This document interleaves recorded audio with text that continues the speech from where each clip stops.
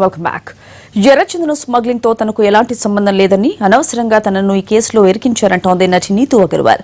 బెయిల్పై బయటకొచ్చిన ఆమె ఎన్టీవీతో ఆసక్తికర విషయాలు చెప్పింది.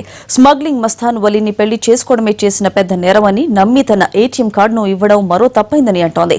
మస్తాన్ వలీ బయటకొచ్చాక ఆయనతో తాడో పేడో తేల్చుకుంటానంటున్న నీతుతో మా correspondent Ramesh Vaitla special interview. Prema Prayanam సినిమాతోటి తెలుగు చలనచిత్రంలోకి రంగప్రవేశం చేసిన నీతూ అగర్వాల్ ప్రస్తుతానికి వివాదాలు చుడుముట్టుకుంది. అంతేకాకుండా రెడ్ శాండిల్ స్మగ్లింగ్లో ఆమెని అరెస్ట్ చేయడం జరిగింది. అయితే ప్రొడ్యూసర్ మస్తాన్ వలీతో ఉన్న సంబంధాలే ఆమెకు వివాదాల్లోకి లాగింది.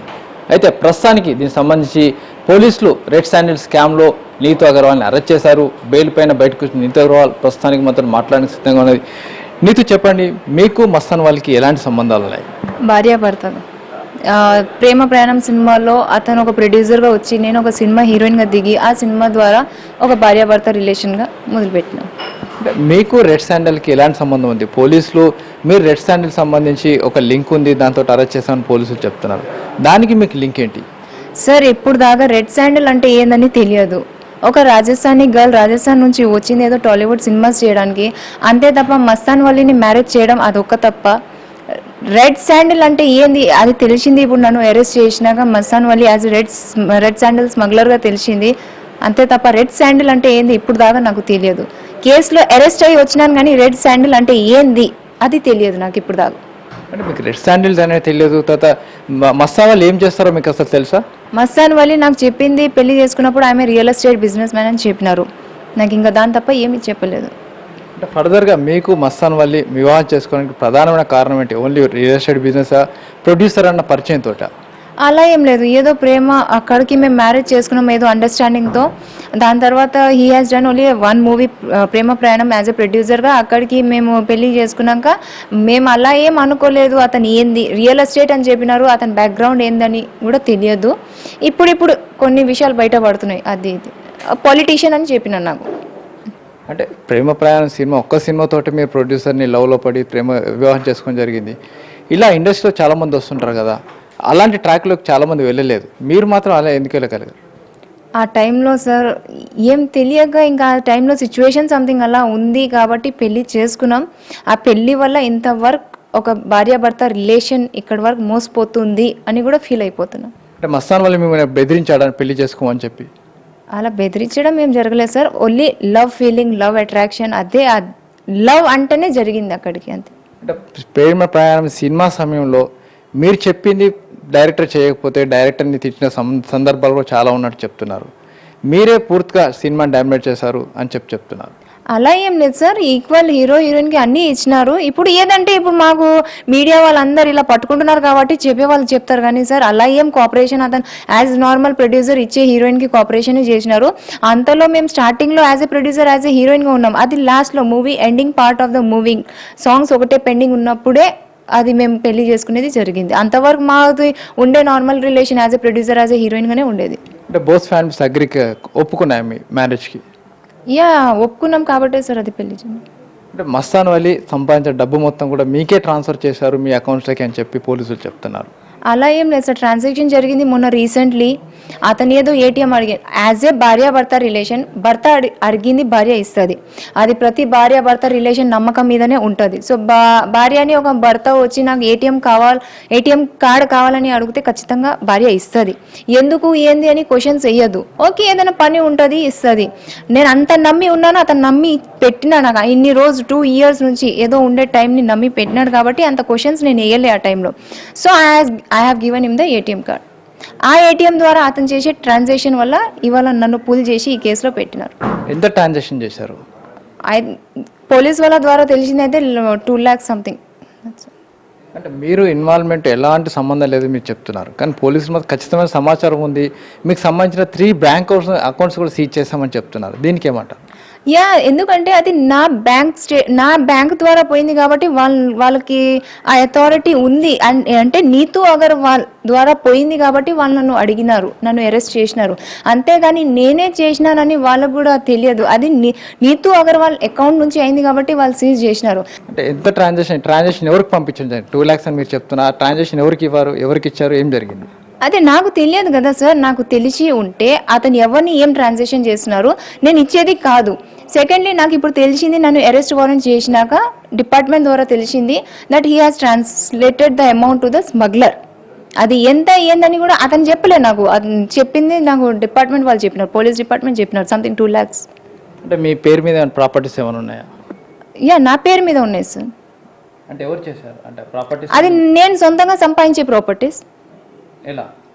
సినిమా ఫీల్డ్లో. మీరు చేసింది ఒకటే సినిమా తోటి ఇన్ని ఆస్తులు ఎలా సంపాదించగలిగారు? లేదు సార్, నేను సినిమా ఒకటే కాదు చాలా సినిమాలు తీసినాను, మీరు నెట్లో కొట్టి చూడొచ్చు, చాలా సినిమాలు ఉన్నాయి. అతను చేసింది ఒకటే సినిమా, అతనితో నేను చేసింది ఒకటే సినిమా. ఆ సినిమాల ద్వారా ఎంత సంపాదించారు? తర్వాత మీరు ఎక్కడ ప్రాపర్టీస్ ఎక్కడ కొన్నారు? అది నేను హైదరాబాద్లోనే కొన్నాను. ఎన్ని ఉన్నాయండి ప్రాపర్టీ? ఒక ఇల్లు నాకు ఉందండి. అంటే ఆ ప్రాపర్టీ కూడా మస్తాన్ వాళ్ళు కొనిపించారని పోలీసులు చెప్తున్నారు కదా సార్. అలా అంటే ఇంకా ప్రతిదీ పోలీసు వాళ్ళు చెప్తున్నారు, మీడియా చెప్తుంది. మీడియా కూడా 1/4 part of the media is also. ఇంత చిన్న మ్యాటర్కి భార్యాభర్త రిలేషన్కి వాళ్ళు ఇంత లాగి పెట్టినారంటే సంథింగ్ మీడియా కూడా కావాల్సింది చేస్తున్నా. నేను ఒకటైతే రిక్వెస్ట్ చేశాను సార్, అది పోలీస్ అయినా సరే, అది మీడియా అయినా సరే, అన్నెసెసరీ ఎవరికి బ్లేమ్ చేయదు. మీరు ఇంత చేసి అరెస్ట్ అయిన తర్వాత కూడా మళ్ళీ సినిమా ఇండస్ట్రీలో మీకు అవకాశాలు వస్తాయనుకుంటున్నారా? ఖచ్చితంగా వస్తాయి సార్, ఆ టాలెంట్ నాకు ఉంది. ఎందుకంటే నేను తప్పు చేయలేదు, అది మా కొలీగ్స్కి తెలుసు. తప్పు చేసే అయితే ఇలా ఉండేది కాదు, నేను ముందు వచ్చి మాట్లాడేది కాదు. రెండోది, నాకు ఆ టాలెంట్ ఉంది, నిలబడగలుగుతాను ఇండస్ట్రీలో. అది I have the talent to stand back in the cine field. ఏదంటే ఇప్పుడు కొద్దిగా డిప్రెషన్లో ఉందా, దట్స్ ఆల్. ఎందుకంటే ఒక భర్తని నమ్మి ఫ్యామిలీని వదిలిపెట్టుకున్నాను, దానివల్ల నాకు ఇంత ప్రాబ్లమ్స్ వస్తున్నాయి అని ఎప్పుడు అనుకోలేదు, ఎప్పుడు కోరుకోలే. ఇంత ఇష్టంతో పెళ్లి చేసుకున్న వాళ్ళు ఎట్లా అసలు నన్నే మోసం చేసినారంటే కొద్దిగా ఆ డిప్రెషన్ ఉంది నాకు. అంటే మస్తాన్ వాళ్ళతోటి రిలేషన్షిప్ కంటిన్యూ చేస్తారా? అది సార్ అతను బయట వచ్చినాక అది పర్సనల్ విషయం. నా ఫ్యామిలీ వాళ్ళకి నచ్చలేదు కాబట్టి వాళ్ళు నన్ను మొత్తంకి కట్ చేసేసినారు. ఆ ఫ్యామిలీ సపోర్ట్ ఉంటే నేను ఐ థింక్ సో నాకు ఇంతవరకు ప్రాబ్లమ్స్ వచ్చేది కూడా కాదు. ఫ్యామిలీ సపోర్ట్ లేదు, ఇవాళ ఒక్కదాన్నే ఉండి ఫైట్ చేస్తున్నాను కాబట్టి ఇష్టంతో అతను ఒక బొమ్మ మాదిరి ఆడుకున్నాడు నన్ను. అది అంటే ఈరోజు పోలీసులు చెప్పేదాన్ని బట్టి చూస్తే మీ ద్వారా మస్తాన్ వాళ్ళు పెద్ద ఎత్తున రెడ్ శాండిల్ స్మగ్లింగ్ చేశారని చెప్తున్నారు. అంటే మీరు నిజంగా ఇన్వాల్వ్మెంట్ లేదని మీరు చెప్తున్నారు, కానీ పోలీసులు చెప్పేది మాత్రం డిఫరెంట్గా ఉంది. దీన్ని ఏమంటారు? సార్, పోలీస్ డిపార్ట్మెంట్, మీడియా వాళ్ళందరూ ఏం చెప్తున్నారు అవన్నీ అది వాళ్ళ ఇష్టంతో చెప్పుకుంటున్నారు. నేనేంది అని నేను కరెక్ట్గా చెప్పేస్తున్నాను, నా తప్పు ఏంది. ఎస్, అలా కూడా నేను చెప్పొచ్చు, నేను ఇవ్వలేదని కూడా చెప్పొచ్చు. కానీ నేను ఒప్పుకుంటున్నా, ఎస్ ఒక భర్త భార్యని వచ్చి అడిగినాడు, అది నేను ఇచ్చినాను అని ఒప్పుకుంటున్నాను నేను. అంతేగాని నేను అలా చెప్పడం లేదు, నేను ఇవ్వలేదు, నాకు తెలియని విషయం అని కూడా నేను చెప్పడం లేదు. నా తప్పు జరిగిందని నేను చెప్తున్నాను. నా తప్పు ఒకటే, ఒక భర్తని నమ్మి ఏటీఎం కార్డు ఇచ్చినా, అది కూడా అడగకుండా ఇచ్చినా, నువ్వు ఏం చేస్తావు నా ఏటీఎం ద్వారా అని అడగకుండా ఇచ్చినాను. అది నా తప్పు జరిగింది. రియల్ లైఫ్ నుంచి రియల్ లైఫ్లో చూస్తే మీరు ఎట్లా జైలుకి వెళ్ళొచ్చారు? జైల్ లైఫ్ ఎలా ఉంది? సార్, ఖచ్చితంగా జైల్ లైఫ్ ఏమైనా ఎవరి కోసమైనా అది బ్యాడ్ వ్యూవే ఉంటుంది. ఖచ్చితంగా ఎవరు కోరుకోరు జైలుకి పోవడం. కానీ మస్తాన్ వాళ్ళతో పెళ్లి చేసుకున్నాక నాకు జీవితంలో జైల్ లైఫ్ చూపించినాడంటే దాంతో కన్నా ఇంకా మీ ఫ్యామిలీ సపోర్ట్ లేదు, అటు మస్తాన్ వాళ్ళ సపోర్ట్ మీకు, మస్తాన్ వాళ్ళ ఫ్యామిలీ సపోర్ట్ మీకు ఉందా? నాకు ఎవరు సపోర్ట్ లేదు సార్. నైదర్ మస్తాన్ వాళ్ళ సపోర్ట్, నైదర్ మస్తాన్ వాళ్ళ ఫ్యామిలీ సపోర్ట్, నైదర్ నా ఫ్యామిలీ సపోర్ట్. మస్తాన్ వాళ్ళు నిజంగా నన్ను సపోర్ట్ చేసి ఉంటే, నా కోసం ఏదైనా జైల్లో ఉన్నప్పుడైనా నన్ను సపోర్ట్ చేసి బయట రెప్పించుకోవడానికి చూసేది. కానీ అక్కడ కూడా నాకు ఎటువంటి సపోర్ట్ జరగలేదు సార్. అతను కేవలం పెళ్లి చేసుకొని నాకు కొన్ని రోజు బాగా నమ్మించి పెట్టుకున్నారు. లాస్ట్లో నా లైఫ్లో ఒక చిన్న తప్పు, ఒక భార్య భర్తని నమ్మడం, పదే అదే మాట చెప్తాను సార్, ఒక భార్య భర్తని నమ్మి మోసపోయింది, అంతవరకే. అతను ఎలాంటి వాడు, ఎక్కడి నుంచి వచ్చినాడు అవన్నీ కూడా నేను కనుక్కోవడం అవసరం ఎందుకు పడలే. ఆ లవ్ ఫీలింగ్ అలా ఉంది. ఓకే, పెళ్లి చేసుకున్నాం, మెడలో తాడు కట్టించుకున్నాం, దానికే విలువ ఇచ్చేది. కొట్టినా కొట్టించుకునేది, తిట్టినా తిట్టించుకునేది. దానికి ఈ పొద్దు అంతవరకు వచ్చిందంటే ఇంకా సర్దుకునే అమ్మాయి ఇంకా ఏం చేస్తుంది? ఒక భర్తకి ఇచ్చే విలువ. ఎందుకంటే మా సమాజం ఒక అగర్వాల్ సమాజం. ఏదో చిన్న పైన మామూలుగా మిడిల్ క్లాస్ కాదు, హై క్లాస్, నేను అది అందరికీ అగర్వాల్స్ అంటే ఏంది, రాజస్థానీ అంటే ఏంది అని పేరుతోనే పట్టించుకుంటారు. ఓకే, ఒక రాజస్థానీ అమ్మాయి చేయగలుగుతుందా ఈ మ్యాటర్? ఒక స్మగ్లర్గా నిలబడగలుగుతుందా? అసలు స్మగ్లింగ్ అంటే ఏంది ఇప్పుడు వరకు తెలియదు సార్.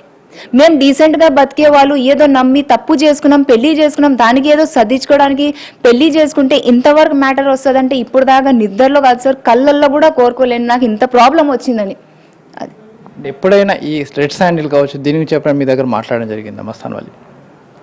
ఇప్పుడు వరకు అయితే మాటలు జరగలేదు సార్. ఇది ఇష్యూ అయినప్పుడే నాకు తెలిసింది. ఇంకా అతను ఫేస్ టు ఫేస్ రాలేదు, అతన్ని క్వశ్చన్ వేసే ఛాన్స్ కూడా నాకు రాలేదు సార్. ఇంకా నెక్స్ట్ ఫర్దర్గా ఏం చేయబోతున్నారు? అది ఇప్పుడు నేను ఎలా చెప్పాలి సార్? ఇప్పుడు ఉండే డిప్రెషన్కి అయితే నేను ఏం చెప్పలేను సార్. ఏదైతే మస్తాన్ వాళ్ళతో ఉన్న సంబంధం కావచ్చు, మస్తాన్ వాళ్ళని ప్రేమించి పెళ్లి చేసుకోవడం తాను చేసిన పూర్తి తప్పు అని చెప్తున్నా. అంతేకాకుండా తాను చేసిన తప్పు వల్ల పూర్తిసారిగా తాను జైలు జీవితాన్ని అనుభవించాల్సి వచ్చింది. అంతేకాకుండా చేసిన ఏదైతే చిన్న తప్పు ఏటీఎం కార్డు అనేది మస్తాన్ వాళ్ళకి ఇవ్వడం వల్ల తాను పూర్తిసారి ఇరుక్కపోయాను. రెడ్ శాండిల్ అనే స్మగ్లింగ్ అనే దానికి ఎలాంటి సంబంధం లేదు, దీంట్లో పోలీసులను ఇరికించారని చెప్పి నీతి చెప్తున్నది. అయితే దీంట్లో వాస్తవాలను కూడా బయటకు రావాల్సిన అవసరం ఉంది. కెమెరా పర్సన్ సుదర్శన్తో రమేష్ వైట్ల, ఎన్టీవీ.